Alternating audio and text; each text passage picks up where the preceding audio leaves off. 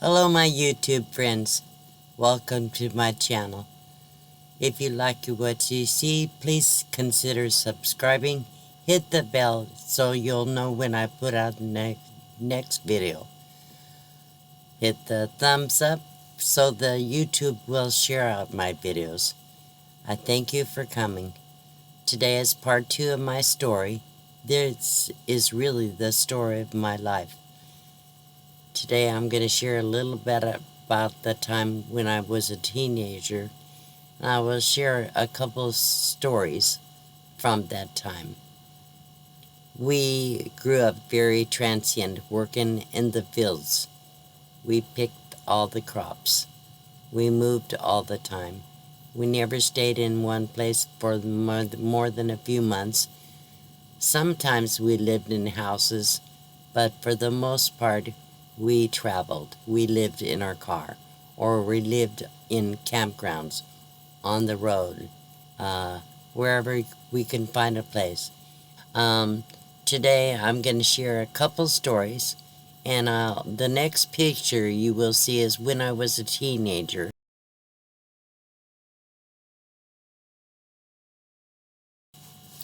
So in the pictures you just saw, I believe I was about 12 years old. And my sister was 11, and so that's the only picture I have of me as a teenager for now. So unfortunately I won't be able to share a lot of pictures of when I was young. So the first story I'm going to share is when we lived in Oregon. We were in Hillsboro, outside of Portland. We lived in a little apartment place. So, my parents worked as janitors. They cleaned bars and office buildings at night. And I would take care of my sisters while they were gone. We were not allowed to talk to people except our immediate neighbors. We were not allowed to have friends around. Anyhow, so my brother had sent a deck of cards from Vietnam, and my parents, while they were working, my sister opened a deck of cards, and we went ahead and played cards with them. When my parents got home, they asked who opened the deck of cards, and I said I did because I was worried what would happen to my sisters. So sure enough, they were pretty mad, and my dad beat me. He used his fist, his feet. It was not a pretty sight. I was very depressed as a teenager. I was very unhappy. I felt so alone, and I really wanted to die after that instance. I prayed to God that something would happen to take me out of there or take them away. Then my grandfather died, and I felt responsible for many years after that for my grandfather's death. Today I know it wasn't my fault, but when you're young you don't think clearly. My emotions were all mixed up and screwed up. It was a rough time. So when my grandfather died, my parents decided to go to Michigan to attend the funeral. So they left me with my 2 younger sisters to fend for ourselves. They left me with $15 and no food in the house. I babysat for the neighbors and cleaned their houses so I can earn money to buy food for my sisters. The sister in the picture, she decided she wanted to run away. She did that a lot when she was a child. She ran away all the time, and she left. It took me 3 days to find her. Finally got her back. Then after about a month of being alone, over a month actually, I get a call from my parents.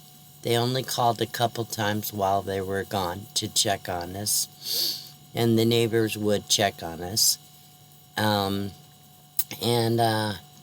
they said, they had moved to Reno. They got an apartment in Reno. Then I needed to pack up everything we had in boxes, get the neighbors to help me get boxes, and have the neighbors take me to the bus station with my sisters and our belongings to take the bus to Reno.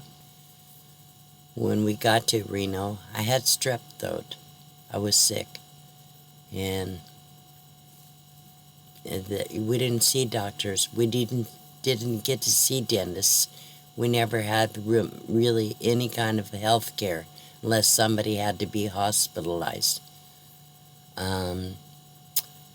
So that's the first story.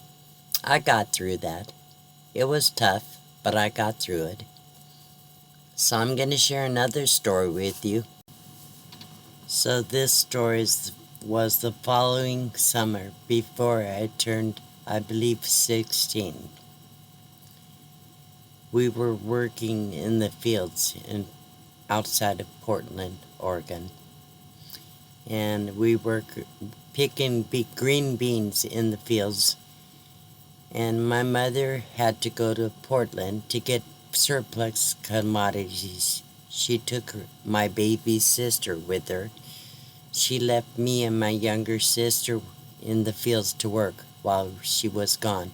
My dad was working somewhere else. I don't know where he was.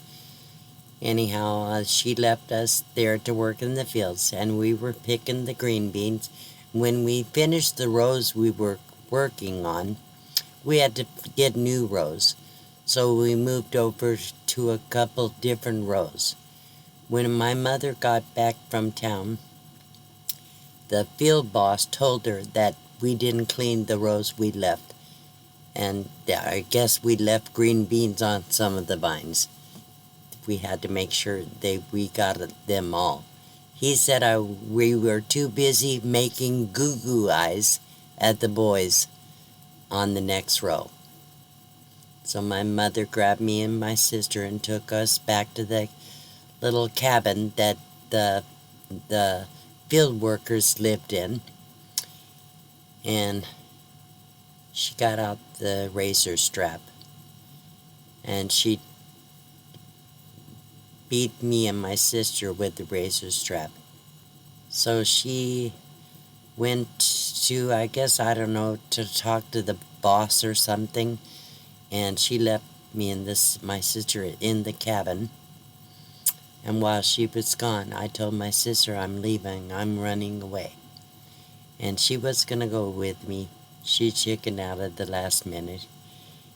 Anyhow, I told her to tell Mom I went to the bathrooms. We had community bathrooms there. So I did go to the bathroom, and then I took off on foot. I caught a ride in a pickup truck. And when I got to an area I thought I could get out, I got out of the truck. Apparently, my mother had been following the truck. She caught up with me, saw me get out of the truck. So she tried to get me to come out of the ravine I walked down. Anyhow, I walked down there, and she tried to get me to come back up, and I refused. I refused to come back up. I told her I hated her. So she called the cops, and they came and dragged me up the hill and slammed me in their police car. They took me to jail. They had me in the jail for about 24 hours. My dad came to the jail and tried to get me out. I told him I'm never going home again. I hate her, I hate her, I hate her. Of course, that was back then. And so I really never did go back home. They found a juvenile hall that they could put me in. I stayed in there for about 3 days, and they found a foster home for me. So I went to live in a foster home. When I got there, I had nothing but a pair of ragged shorts and a ugly black t-shirt that I wore. I still had the bruises all over my body. So they took me out and bought me clothes. That was the first time I was allowed to ever go into the refrigerator and get anything I wanted. We had hot dogs and sandwich stuff, anything we wanted to get in the refrigerator. My foster dad ate cherry vanilla ice cream. We had vanilla ice cream with orange juice and milk to make shakes. There was a total of 6 girls in that home. One was their daughter, teenager, and the rest of 5 were foster kids. So they divided their quarters for the year amongst all of us kids.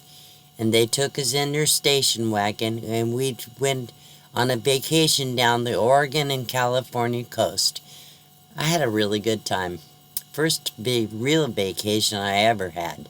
I mean, we traveled all the time in my life, but it's always going to the next job or finding a place to live or whatever, growing up. So I really enjoyed that trip. I still remember that. My foster parents were good to me. I stayed with them for about 6 months, and my sister and my brother-in-law decided they wanted to get me out of there. They went to court and got custody of me, and they had me shipped on an airplane, my first air flight in my life, to come to California. I moved in with them during my junior year of high school in Palm Springs High School. I lived with them about a year.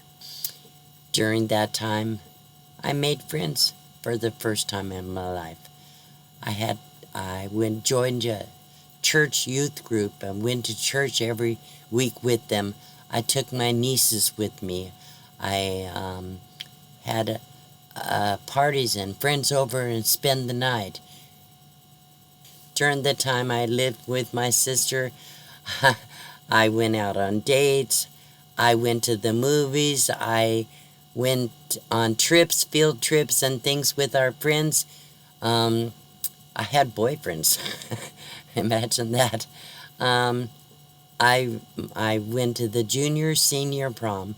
My sister made a beautiful white brocade dress, formal, with umpire style and a beautiful red ribbon and puff sleeves.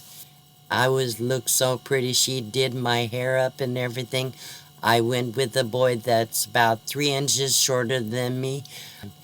During the time I lived with my sister, I learned with my church group that I got together with every week. We had a weekly gathering at the pastor's house. We used to cook meals, and we would sing songs. My boyfriend at that time, his name was Tommy, he played 3-finger chords on the piano and 2-finger melody. So he taught me the basics of piano. My sister and her husband saw me playing the piano in different places that we went. They went out and rented me a beautiful upright piano for 6 months so I could play it anytime I wanted. I learned to do pretty good playing piano by ear. I never really learned to read the music, but I played it by ear. I could hear it. If I heard a tune, I could play it. When I was very young, I remember an old lady, we called her Grandma Fulton, lived next door when we lived down Burbank or something in California. And I used to go over and clean for her and do her dishes. She paid me quarters or whatever it was at that time. And she had a beautiful baby grand piano. She wanted to give it to me. She was about 92 years old. She did die. And she wanted to give that to me, but of course we couldn't take it. Anyhow, so I think I fell in love with the piano at that time. So I picked it up right up with Tommy's teaching me the basics. So then the hard part was my brother-in-law, his job transferred him to Blythe, California. And I really hated it there. It was summer, it was hot. I didn't know anybody. I didn't have any friends. I got into trouble with my boyfriend who came to visit me from Palm Springs, and then he stayed, and he was into heavy drugs and stuff at the time, so I didn't do well. I started smoking then. That's when I started smoking cigarettes. So I really hated Blythe, and I told my sister I didn't want to stay. My younger sister moved in with us. She ran away again, I guess, and she came to live with us in Blythe. And my sister had bought all the fabric to make me school clothes. I worked all summer taking care of my nieces and cleaning the house and everything to save the money so I could buy the material. And when my younger sister got there, she got half of everything. And I had to share the attention, the clothes, everything. I was really sad and upset. I felt like my whole world fell apart when I moved to Blythe. I was so miserable. I finally had a life, and then the whole world just fell apart on me. So I said, I'm moving back. I'm moving away. I wasn't finished with school yet. Getting ready to go into my senior year. So my sister took me back. We found a room I could rent, and I got a job at the Circle K food store. That was my first paid job. And so I worked with Circle K off and on for the next 4 years. So after that, of course, I really started messing up my life. And there's a lot more to tell, but I'm not going to share everything. But probably the next time I do the part 3, I'll share a little bit about where I went from here. So I did move back to Palm Springs area, and then I didn't finish school. I ended up pregnant. So I went back to school and got my high school diploma, but this picture was taken before I graduated, and I just didn't get to finish. There we go.